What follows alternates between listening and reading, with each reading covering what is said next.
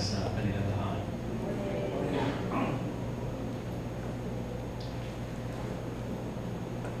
How unsearchable His judgments. Who has known the mind of the Lord? Oh, the depth of the riches of the wisdom and knowledge of God. Hindi po natin kayang aruhin pag-iisip ng Panginoon ang kanyang pagkadiyos. Kung tayo po ay magpipinta ng isang larawan sa ating isipan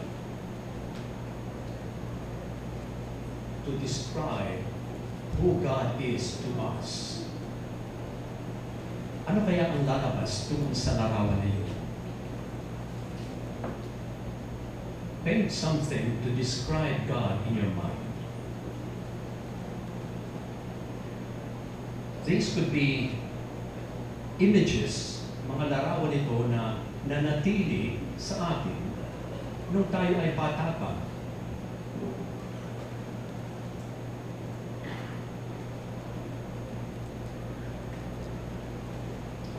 Gumagana ba ito?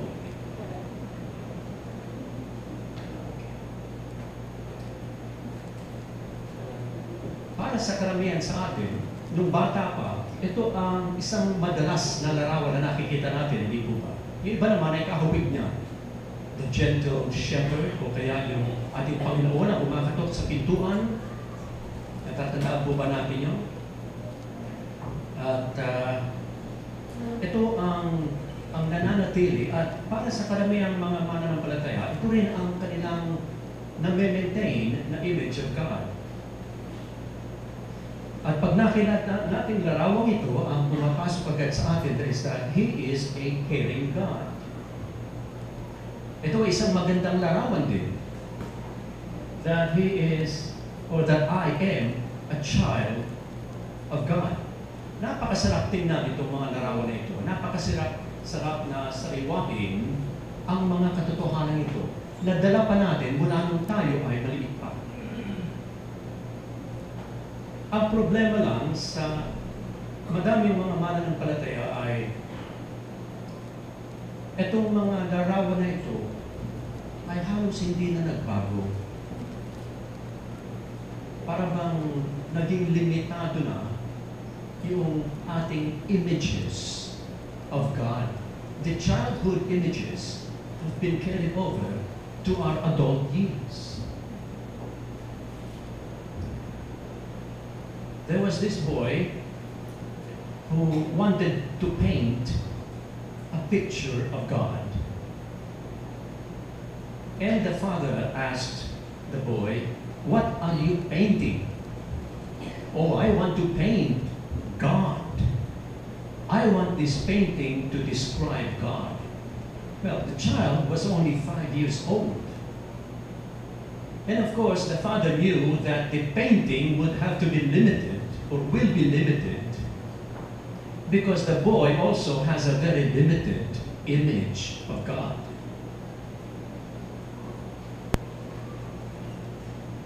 Bata pa eh. So ang kaalaman niya ay napakalimitado din. Pero ano kaya ang itsura?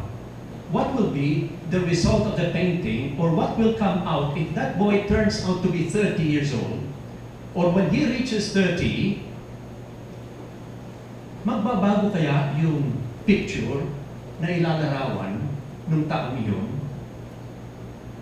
Well, it is hope na magbabago kasi mas supposedly, ideally, his knowledge and experience of God would have been deeper,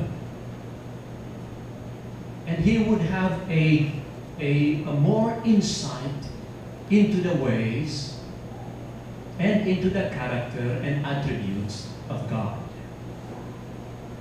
Kung tayo po ay magpipinta ngayon, ano kaya ang kalalabasan ng ating larawan?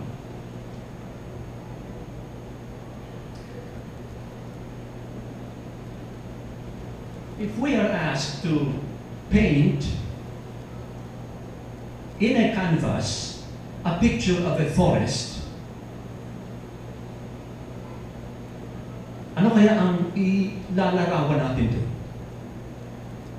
Kung tayo ay matanda na at sinabihan tayo na magpinta ng isang larawan, ng isang gubat, at ito lang ang ating ipipinta, ay napaka-incomplete, hindi po ba? This is not going to describe a forest. This is not going to give a good picture of a forest. Because this is only one segment of the forest.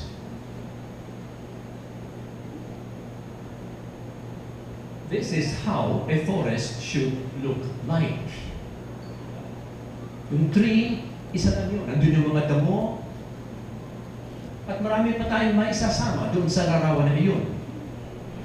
So in the Christian life, we will not want to be limited in our image of God, remembering only one character or attribute as we grow old and miss out on the many attributes of God. So katulad nitong painting na ito, we don't want to miss out on the other pictures. Hindi na nga natin kayang arukin ang pag-iisip at ang pagka-Diyos ng ating Panginoon.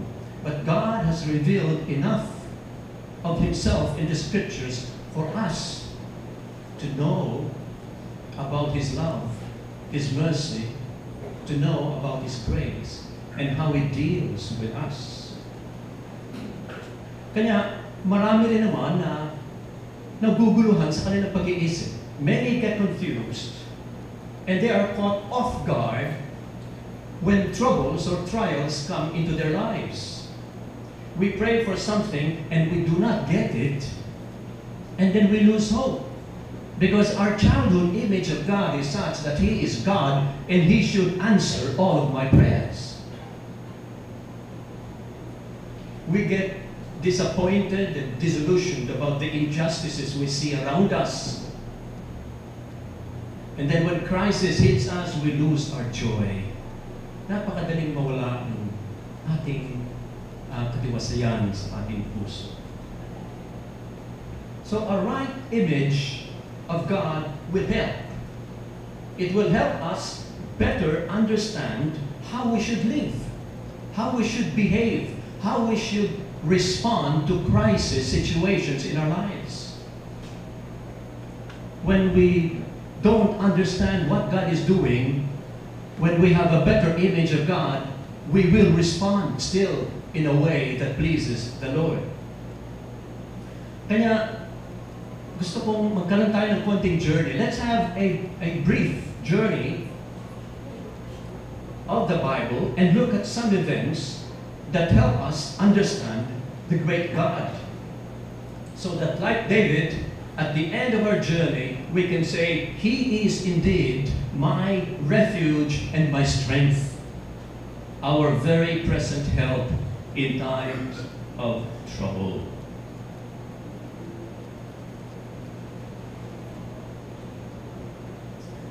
The creation in the book of Genesis, what image of God comes out?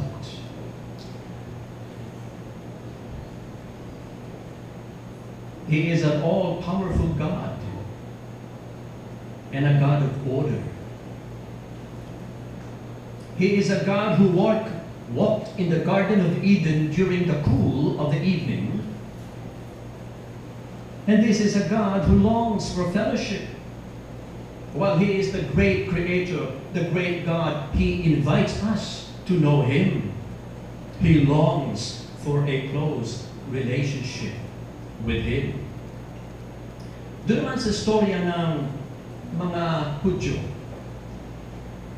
nung nandoon pa sila sa Egypt, while they were still in Egypt, God brought on the land of Egypt plagues to convince the Pharaoh that he is God and that he should let his people go.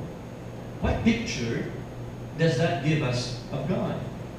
This is a God who will punish the oppressor.